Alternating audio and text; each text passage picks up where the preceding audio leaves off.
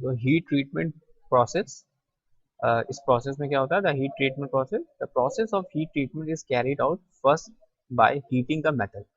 Heat treatment है that means metal को heat करना ही होगा, that is heating the metal and then cooling. पहले हीट करेंगे फिर कूल करेंगे, heating the metal and then cooling in the caustic soda solution, brine, water, oil or air. The process of heat treatment is carried out first by heating the metal and then cooling it in the caustic soda solution, brine, water, oil या air. हमें ये ध्यान रखना है कि heat treatment process में हम पहले हीट कर रहे हैं फिर कूल कर रहे हैं under the solution, casting soda solution या ब्राइन सोल्यूशन, वाटर, ऑयल या air. The purpose of heat treatment is to soft the metal, to change the grain size, to modify the structure of the material, to relieve the stress set up in the material after hot या cold work। तो हम heat treatment जो process कर रहे हैं इसके पीछे का जो मोटिव है कि हीट ट्रीटमेंट प्रोसेस के थ्रू हम लोग मेटल को सॉफ्ट कर लेंगे, उसका चेंज द ग्रेन साइज कर सकते हैं, मॉडिफाई कर सकते हैं उसके स्ट्रक्चर ऑफ मटेरियल को, और साथ ही साथ रिलेटिव स्ट्रेस सेटअप कर सकते हैं in the material after hot या cold working process. Hot working करेंगे या कोल्ड वर्किंग प्रोसेस करेंगे तो उसके प्रॉपर्टीज में चेंज आएगा। तो basically various heat treatment process employed होते हैं, जिसमें पहला आता है एनलिंग प्रोसेस। एनलिंग प्रोसेस में एक्चुअली क्या है, एनलिंग प्रोसेस जो हमारा काफ़ी ज़्यादा इंपॉर्टेंट प्रोसेस है हीट ट्रीटमेंट का, और जिसमें हम लोग सब पार्ट्स है, जिसमें कि हम लोग पढ़ते हैं फुल एनलिंग के बारे में, प्रोसेस एनलिंग के बारे में, एक्सप्लोराइजिंग एनलिंग के बारे में, और साथ ही साथ डिफ्यूजन एनलिंग के बारे में। तो एनलिंग क्या है, एनलिंग सबसे इंपॉर्टेंट टॉपिक, इंपॉर्टेंट प्रोसेस है हीट ट्रीटमेंट ऑफ स्टील का, जिसमें पहले बात करते हैं फुल एनलिंग की। तो यहाँ पे आप देख सकते हैं नाम लिखा है फुल एनलिंग। तो फुल एनलिंग का मतलब यहाँ पर हमारे ये इंडिकेशन कर रहा है कि जो पर्पस ऑफ फुल एनलिंग का है कि मटेरियल को सॉफ्ट करना, कोई भी मेटल है उसको हम लोग सॉफ्ट करेंगे with the help of full annealing process, to refine the grain structure, to relieve the stresses and remove the trapped gases in the metal. जितनी भी ट्रैप्ड गैसेस हैं वो भी रिमूव हो जाएंगी during the full annealing process. The process consist of heating the steel 30 degree Celsius to 50 degree Celsius above the our critical temperature. तो हमें ये भी ध्यान रखना है कि हम लोग कितने टेम्परेचर पर उसको हीट कर रहे हैं, कितने, तो 30 से 50 degree Celsius above the upper critical temperature for hypoelectrified steels and by the same temperature above the lower critical temperature for hyperelectrified steel। तो हमें यह ध्यान रखना है कि the process consists of heating the steel 30 degree Celsius to 50 degree Celsius above the upper critical temperature for hypoelectrified steel and by the same temperature above the lower critical temperature for the hyperelectrified steel। It is held at this temperature for some time and then cooled slowly in the furnace। तो ये पूरा process है full एनलिंग का process का, जिसमें कि हमारा जो मेन मोटिव होता है वो सॉफ्ट करना मेटल को, to refine the grain structure करना, टू रिलाइव द स्ट्रेस करना, and to remove trapped gases in the metal। And the process consists of heating of a steel 30 to 50 degrees Celsius above the upper critical temperature for hypoelectrified steel and by the same temperature above the lower critical temperature for hyperelectrified steel। और यहाँ पे आपने देखा फुनेलिंग process में कि actually क्या है, it is held this temperature for some time and then cooled slowly in the furnace. तो ये ध्यान रखना है कि फुनेलिंग में हम यहाँ पे क्या कर रहे हैं, स्लोली कूल कर रहे हैं। Next that is your process annealing. In this process annealing, it is also known as a low temperature annealing या सब क्रिटिकल एनेलिंग। प्रोसेस एनेलिंग में इसको हम लोग लो टेम्परेचर एनेलिंग भी बोलते हैं और या सब क्रिटिकल एनेलिंग भी बोलते हैं। इसमें क्या हो रहा है, this process use to for relieving the internal stresses. यहाँ पे हमने देखा इसमें क्या कर रहे हैं, in this process is use for relieving the internal stresses previously set up in the metal and for the increasing the machinability of the steel. यहाँ ध्यान रखिएगा कि प्रोसेस एनेलिंग में हम लोग क्या कर रहे हैं, इंक्रीज कर रहे हैं machinability of the steel. In this process steel is heated to a temperature below और close to the lower critical temperature, जिसमें जनरली कितना आता है, जनरली टेम्परेचर जो है 50 degree Celsius to 650 degree Celsius. ध्यान रखना है कि प्रोसेसिंग एनेलिंग में हम लोग जो टेम्परेचर रेंज है वो 550 डिग्री सेल्सियस से 650 डिग्री सेल्सियस हो रहा है, और इसमें भी हम क्या कर रहे हैं, इसको जो कूल कर रहे हैं वो स्लोली कूल कर रहे हैं। This is a process annealing. Process annealing में क्या हो रहा है, machinability of the steel. Third जो आपको याद करना है that is your spheroidising annealing. Spheroidising annealing, इसका मतलब क्या हुआ यहाँ पर, इसका मतलब आपको ध्यान रखना है कि it is usually apply to high carbon tool steel. ये हम लोग यूज करेंगे हाई कार्बन टूल स्टील में which are difficult to machine, क्योंकि हाई कार्बन टूल स्टील में डिफिकल्ट हो जाता है मशीनिंग प्रोसेस करना, तो हम लोग यूज करेंगे यहाँ पर spheroidising annealing. This operation consist of heating of steel to a temperature slightly above the lower critical temperature. यहाँ देखिए वर्ड यूज कर रहे हैं स्लाइटली अबव, तो ध्यान रखिएगा temperature slightly above the lower critical temperature, जिसमें टेम्परेचर का जो हमें याद करना है वो 730 डिग्री सेल्सियस से 770 डिग्री सेल्सियस होना चाहिए। और it is held at this temperature for some time and then cooled slowly at a temperature of 600 degree Celsius.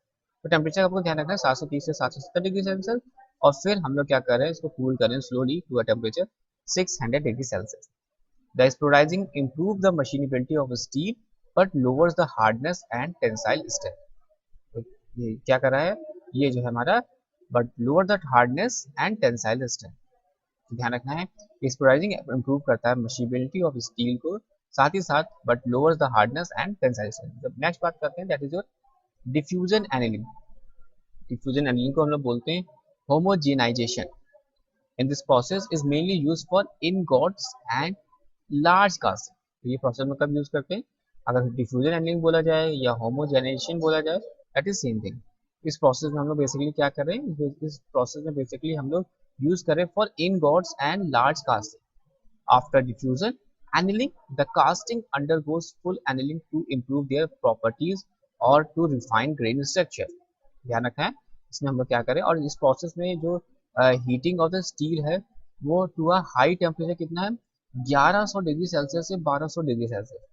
यहाँ पे देख सकते हैं डिफ्यूजन एनीलिंग में टेम्परेचर की जो रेंज है वो कितनी ज़्यादा हाई है, that is 1100 degree Celsius to 1200 degree Celsius. It is held the temperature for 8 to 20 hours and then cool to 800 to 850 degrees Celsius inside the furnace for a period of about 6 to 8 hours. It is further cooled in the air to room temperature। Next बात करते हैं normalising की। During this normalising क्या होगा, normalising काफी ज्यादा important treatment process है। इसमें हम क्या करते हैं, इसमें हम रिफाइन कर रहे हैं ग्रेन स्ट्रक्चर को to the of the steel और इम्प्रूव करते हैं मशीनेबिलिटी। तो ध्यान रखिएगा machinability, tensile strength and structure of weld. ध्यान रखिएगा दोस्तों, इंप्रूव क्या हो रहा है, machinability, tensile strength and structure of weld. दूसरा रिमूव कर सकते हैं इसमें strain caused by cold working process से जो स्ट्रेन्स हैं उनको रिमूव कर लेंगे। तीसरा इसमें रिमूव हो जाता है क्या चीज, dislocation caused in the internal structure of the steel due to the hot working.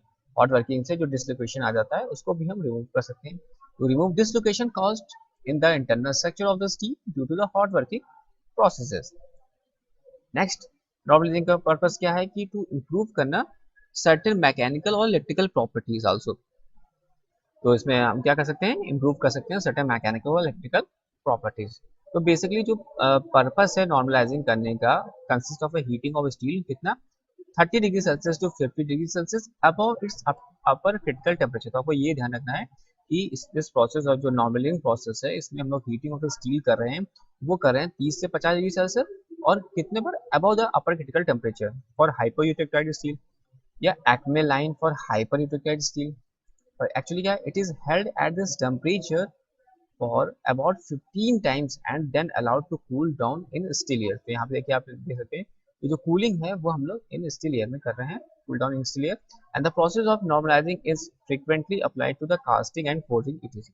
Then generally क्या नॉर्मलाइजिंग जो प्रोसेस है हीट ट्रीटमेंट का ये एक्चुअली हम लोग अप्लाई कर सकते हैं to casting and forging. Next बात करते हैं that is hardening. Hardening basically क्या है, द मेन ऑब्जेक्टिव हार्डनिंग का है कि वो इंक्रीज करना hardness of the metal so that it can resist wear. पहली चीज ये है कि मेन ऑब्जेक्ट जो है इसका कि इंक्रीज करना hardness of the metal so that it can resist wear. दूसरा it enables it to cut other metals that is to make a suitable for cutting tool. तो यहाँ हार्डनिंग जो इसका मेन ऑब्जेक्टिव है हार्डनिंग हीट ट्रीटमेंट प्रोसेसेस में कि वो increase करना hardness of the metal so that it can resist wear. और दूसरा to enable it to cut the other metals to make the suitable for cutting tools।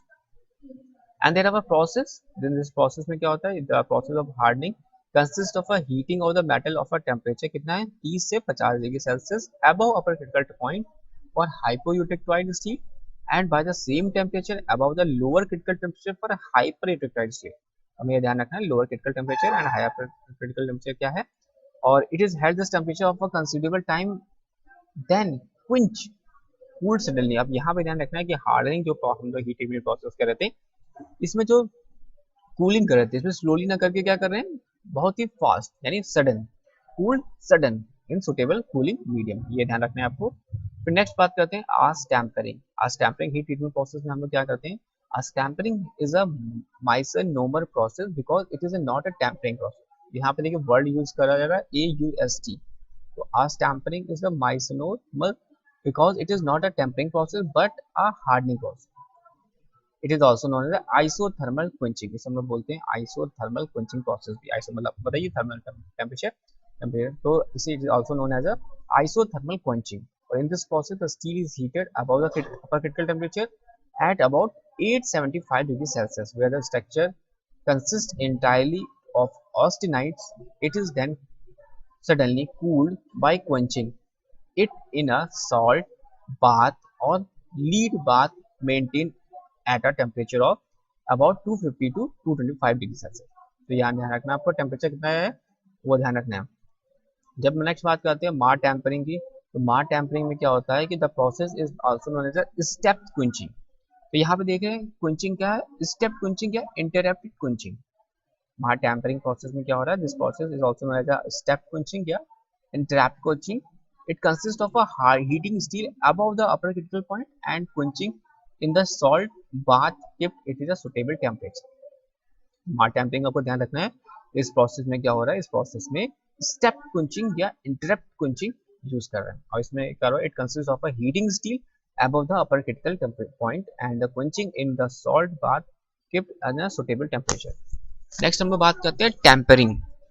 तो tampering क्या है, tempering को हम also known as a drawing भी बोलते हैं। देन द फॉलोइंग रीजन, क्यों करते हैं, तो क्योंकि टू रिड्यूस करने के लिए brittleness of the harden steel and thus the increase the ductility बढ़ाने हो जाती है। टू इम्प्रूव कर सकते हैं internal stresses caused by rapid cooling of steel और to make the steel tough to resist shock and fatigue.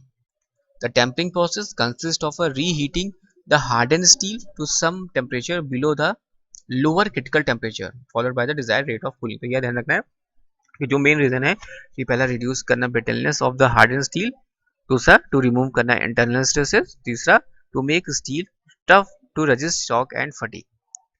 Next हम लोग बात करते हैं सरफेस हार्डनिंग या केस हार्डनिंग प्रोसेसेस की। तो in many engineering application as it is a desirable that a steel being used to should have a harden surface to resist wear and tear. तो ध्यान रखिएगा, it is desirable that a steel being used should have a harden surface to resist wear and tear. At the same time, it should have soft and tough interior or core so that it is able to absorb any shock heat. This type of treatment is applied to gears, ball bearings, railway wheels। यानी अगर आप gears, ball bearing और railway wheels की हम लोग बात करते हैं तो इनमें हम लोग surface hardening या case hardening process यूज करते हैं।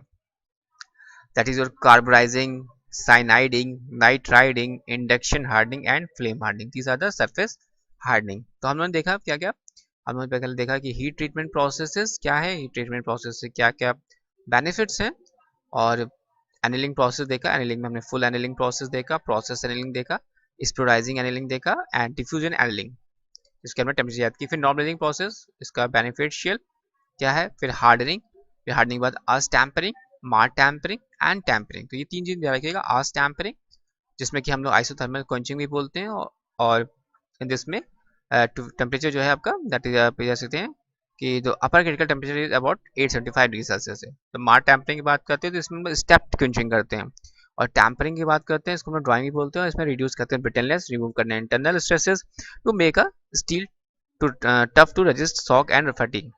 तो सरफेस हार्डनिंग की बात एंड केस हार्डनिंग की हम लोग यहाँ पर मैं देखा कि जैसे बॉल बेयरिंग हो गए, रेलवे व्हील्स हो गए, इनमें हम लोग यूज करते हैं।